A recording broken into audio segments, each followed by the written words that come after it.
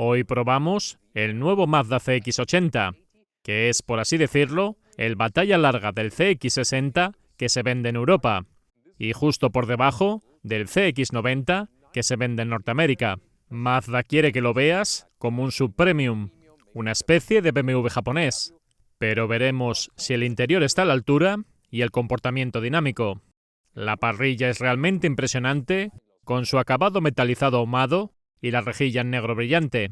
Los faros de esta unidad son los LED matriciales opcionales, y el color de la carrocería, el cuarzo platino, con unas tonalidades brillantes y elegantes. Creo que es bonito. Hay que reconocer que Mazda ha conseguido subir en el mercado con sus diseños exteriores e interiores. Las llantas de 20 pulgadas son de serie y para este acabado en negro brillante, pero hay otras. La longitud es de 5 metros o 197 pulgadas, unos 25 centímetros o 10 pulgadas más largo que el CX-60, que mayormente va en la batalla, porque está pensado para tener 6 o 7 plazas, mientras que el CX-60 es un 5 plazas estricto. El CX-90 es todavía más largo en el voladizo trasero. En la zaga destacan unos pilotos muy horizontales. Como indica, es tracción a las 4 ruedas con más potencia siempre en el eje trasero. Quizás debería ser algo más diferente al CX-60 y no tiene ningún tipo de escapes falsos o simulados en un diseño muy limpio. Pero a la vez tengo que decir que los intermitentes traseros son demasiado pequeños, especialmente en un coche tan grande como este. Los intermitentes en el frontal son originales en su posicionamiento y tienen encendido de pulso. Sí, tienes razón. BMW también usa lo mismo ahora. La llave es muy sencilla en su diseño y honestamente no se siente muy premium. Veamos el sonido de cierre, pero antes el funcionamiento de la manilla. Le pasa a Mazda y es algo común en muchos coches japoneses. Son duras y ruidosas. El sonido de cierre delante no está mal. Veamos detrás. Casi igual, pero la manilla no tiene como nada de amortiguación por dentro. Podría estar mejor. En la cara interna de la puerta, el plástico por arriba tiene textura y es un poco mullido. La inserción decorativa es bastante clásica y los botones para los elevalunas son elegantes y de buena calidad. Por debajo, el plástico ya es completamente duro y sin forro en el cajón. Este CX-80 tiene el interior en negro y me gusta que todas las funciones en el volante utilizan botones reales. Es de un diámetro perfecto para mí y la sensación de calidad es muy buena. En las versiones básicas en Europa, los asientos son de tela y puede haber asientos en piel sintética en algunos países. Estos, por contra, son de piel natural. En los acabados altos solo ofrecen cuero y no le dan alternativa al cliente que no los quiera. Y después hacia arriba, con mi 1,89 m, hay mucho hueco. Este lleva un techo panorámico de cristal que se puede cubrir con una cortinilla para los días de mucho calor. Lo bueno es que tiene un botón independiente y se cierra con suavidad, pero vamos a dejarlo abierto ahora. La columna de dirección se regula eléctricamente con total comodidad, como también lo hacen los asientos. La postura al volante es más que decente. Es un SUV grande y cómodo. Cuenta con un curioso mecanismo para esta plaza. Si no sabes cómo regular tu asiento, tiene el llamado Driver Personalization. Lo que tienes que hacer es seleccionar tu altura. Imagínate que tienes el asiento y el volante bastante descolocados. Start. Entonces, el coche por sí solo empieza a ajustar la posición del asiento y del volante hasta aquella que piensa que es la ideal para ti. Ahora el volante, un poco más. Así, esto es lo que el coche me sugiere, pero yo siento que estoy un poco alejado del aro del volante. Yo bajaría un poco el volante y adelantaría un poco el asiento. Creo que así está perfecto para mí. Se acercó bastante. El salpicadero es elegante y con un diseño muy horizontal. La guantera abre amortiguada y va forrada en terciopelo. De 12,3 pulgadas es la pantalla central, pero para sorpresa de muchos no es táctil. Se tiene que manejar con el mando rotativo en la consola central. Sin embargo, cuando pasas a controlar tu móvil, sea del tipo que sea, ya es táctil. Una de las mejores cosas de este interior es el módulo para el climatizador con botones reales de buen tamaño. Hay muchas funciones, como la calefacción del volante o la ventilación-calefacción de los asientos, que también tiene su propio botón, y es mejor que rebuscarlo en una pantalla táctil. Un poco más abajo hay una bandeja de recarga inductiva, pero el móvil se recalienta porque no tiene ventilación forzada.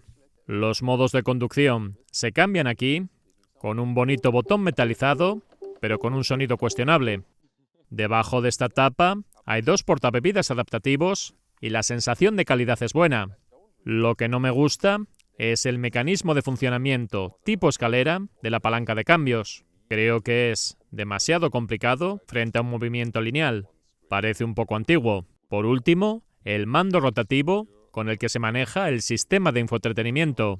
El reposabrazos abre al medio, como en muchos modelos alemanes, y la sensación de buen nivel de acabado es constante. Es una consola central bastante ancha. En el volante lleva levas para la caja de cambios, y después encontramos una gran instrumentación digital. El diseño gráfico que ha elegido Mazda es muy clásico, con una simulación de una instrumentación analógica. Sinceramente, a mí no me molesta en absoluto que sea así, porque se interpreta perfectamente. Asimismo equipa un head-up display sencillo. El menú Mazda, como te dije, solo se maneja con la rueda central, pero si entras, por ejemplo, en Apple CarPlay, se puede manejar con el mando y de forma táctil. Por seguridad, si quieres que sea táctil también con el coche en movimiento, tienes que activarlo en un menú específico. Las puertas traseras son grandes y casi abren en 90 grados, lo que te da buen acceso a las plazas laterales con ISOFIX. También tiene esta cortinilla que cubre casi todo el cristal. La calidad percibida es buena, salvo por el plástico duro por abajo. La segunda fila destaca por la flexibilidad hacia adelante, hacia detrás, y con este tirador se puede regular la inclinación de respaldo o abatir el asiento completamente. Sin embargo, el tacto de este elemento es un poco mediocre.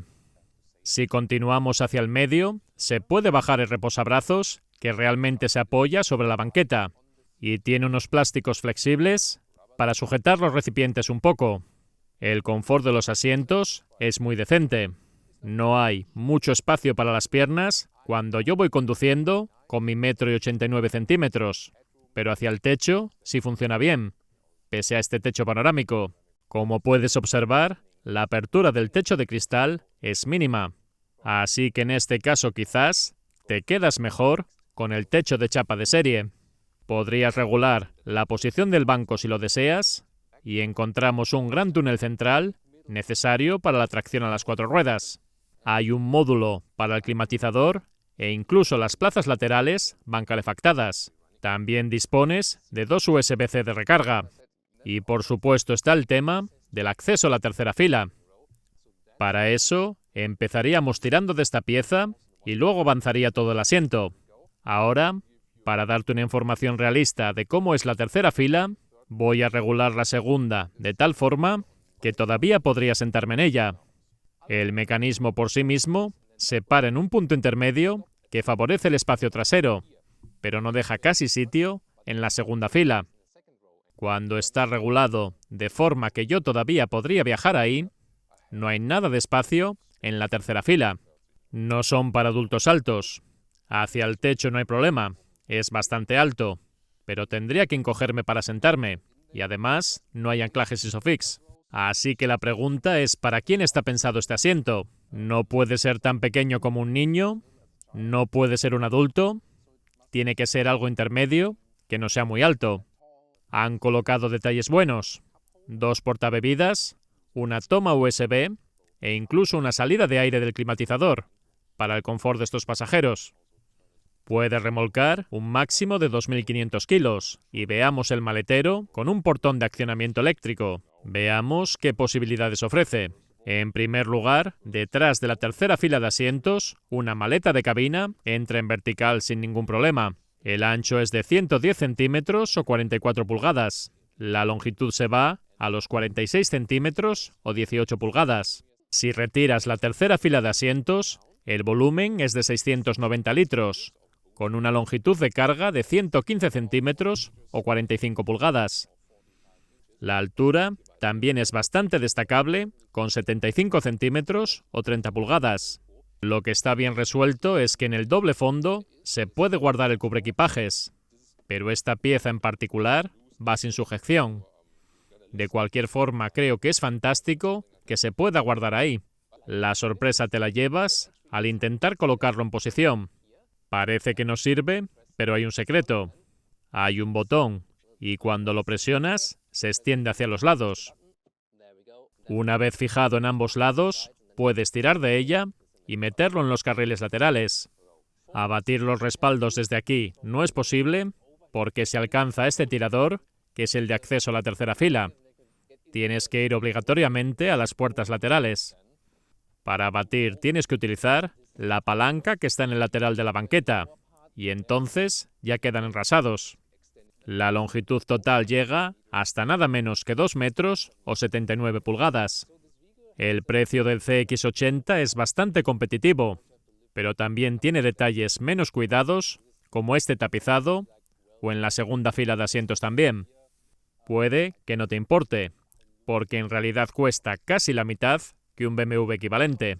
En cuanto a las mecánicas, el motor más importante para Europa es este, un turbodiesel de 6 cilindros en línea, híbrido suave, de 3.300 centímetros cúbicos con 254 caballos. 8,4 segundos es el crono de aceleración con la tracción a las 4 ruedas. También puedes pedir un 4 cilindros de 2.500 centímetros cúbicos, híbrido enchufable, pero su batería de 14,5 kWh resulta más bien escasa para un vehículo de este tamaño. Modo Sport.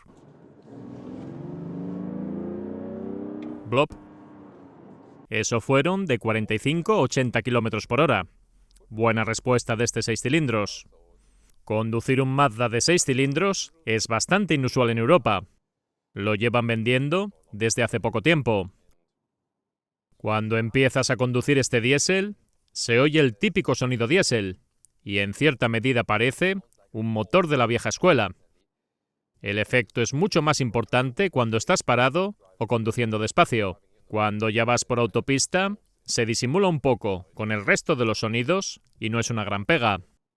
A nivel de prestaciones, causa una buena impresión. Cuando haces un cambio de carril a 80 km por hora, el coche se comporta perfectamente bien. No es claramente un coche de enfoque ágil y deportivo, pero creo que lo han pulido respecto de los primeros CX60 que probamos. Aunque este es el que tiene la batalla más larga, le ha sentado muy bien a esta plataforma.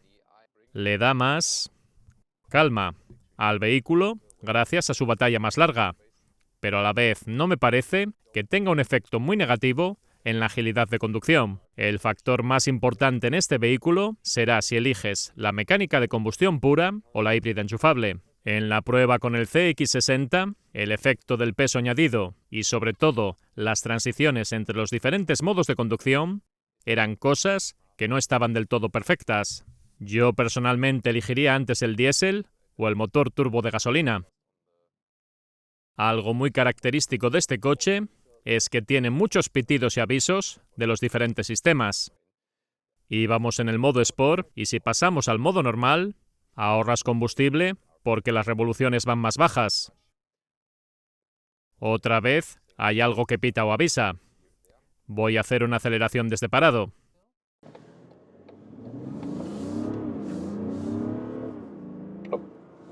Llega fácilmente a más de 60 km por hora. El empuje desde parado es muy razonable, gracias al par generoso que tiene este motor de alta cilindrada.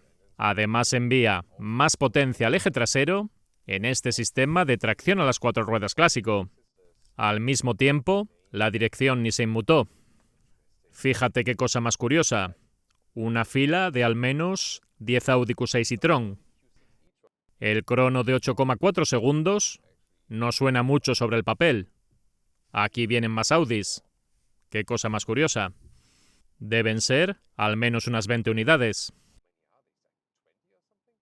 Creo que es un buen motor desde el punto de vista de prestaciones, aunque la insonorización a bajas velocidades podría ser un poco mejor. A nivel de suspensión, es de tipo independiente en el eje trasero y de doble horquilla delante. Una buena base y por ahora me gusta. Tiene un buen balance y no resulta brusco con estas llantas de 20 pulgadas. Ahora vuelvo al modo Sport porque me dirijo al autobahn. El tacto de la dirección es bastante bueno, pero lógicamente hay inercias debidas al importante peso del coche. Cuando te encuentras con algún bache de tipo transversal, entonces sí hay algún golpe seco en la suspensión. Ahora aceleramos de 170 a 120.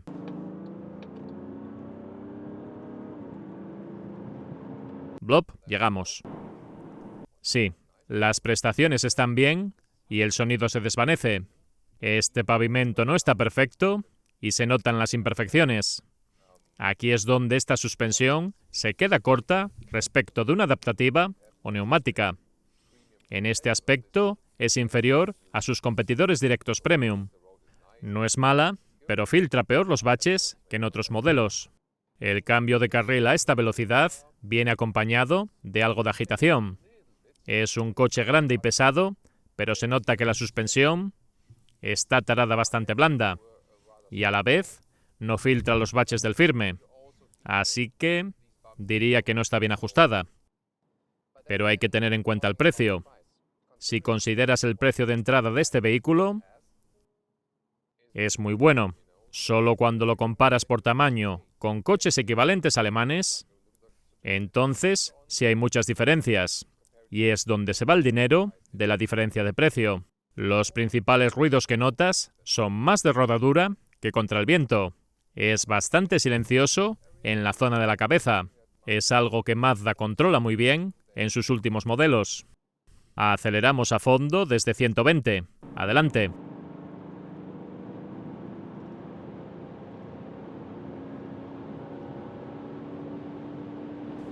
¿170? Ahora sube mucho el ruido. El empuje sigue siendo bastante fuerte. Llegamos casi a 200 km por hora. A nivel de prestaciones, no te va a dejar decepcionado para un coche tan grande. Pero de nuevo, a nivel de ruidos, es peor que los alemanes a estas velocidades. Ahora que vamos a 160 km por hora, no es una velocidad de crucero a la que el coche esté particularmente cómodo. Creo que se conduce mejor que el CX-60, quizás solo porque la batalla larga le ha hecho mucho bien. La suspensión está bien, decente, pero no es nada especial. La rumorosidad y la dinámica de conducción son sus puntos menos sobresalientes, pero el tacto de la dirección es fantástico, en la línea de la que te da el CX-5. Los precios, 55.000 euros en Alemania para la versión base del híbrido enchufable. El diésel son 59.000 euros. El diésel es más caro que el híbrido enchufable. Un poco raro. Como lo ves aquí, con este acabado alto, te puedes ir como mucho a unos 68.000 euros. Mazda ha hecho grandes avances, pero no lo compararía con un BMW, un X5 o un X7.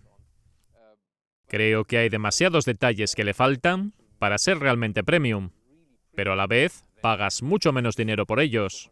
La gran diferencia con un coche premium es la parte de conducción. No está al nivel en la diversión de conducción, ni en la dinámica, ni en la agilidad. Incluso internamente en Mazda, porque el Mazda CX-5 es muy divertido de conducir. Los grandes Mazda fallan en eso, no son tan divertidos. Puedes compararlo ahora con el CX-60 que hemos probado o el CX-5.